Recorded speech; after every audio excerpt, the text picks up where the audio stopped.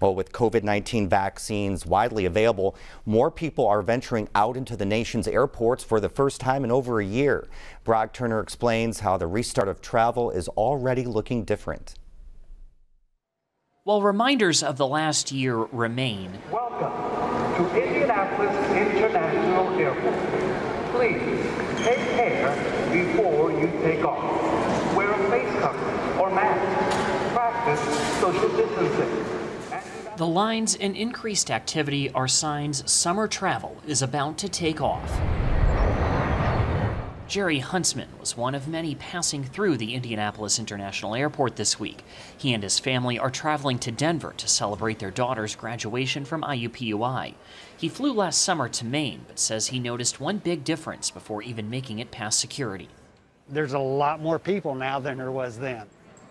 While traffic is increasing at the Indianapolis International Airport, it looks significantly different than it did in 2019.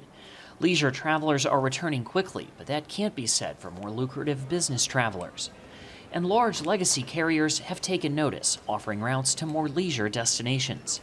A lot of people have cabin fever, and they want to go out, and they want to travel, and they want to go to sun and fun destinations, which they're doing right now.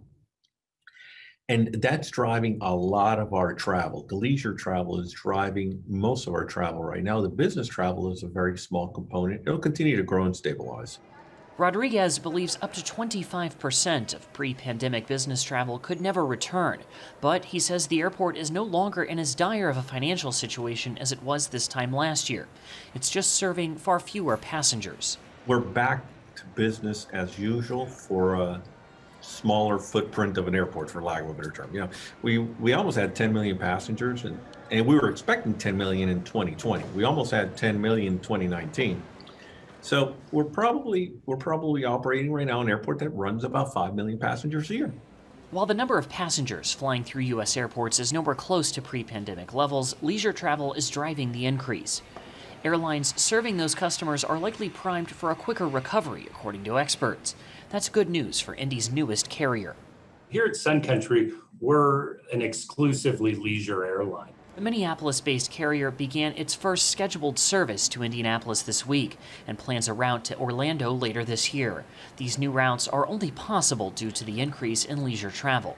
The first part of February, there was a noticeable pickup in demand. As then we got sort of into the early part of April, there was another inflection point, and the momentum continues to be there.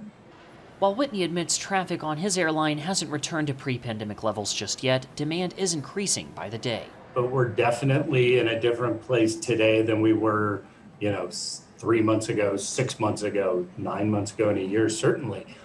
So, when it comes back, I think the momentum tells us that on the domestic leisure side, we will get there in the not too distant future. And so that's sort of what we're planning for. That's good news for travelers like the Huntsmans, who are ready to experience all of the destinations they missed last year. For Indiana News Desk, I'm Brock Turner.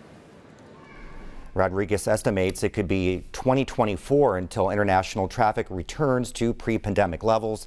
While passenger traffic is down, the airport handled 11% more air cargo last year than it did in 2019.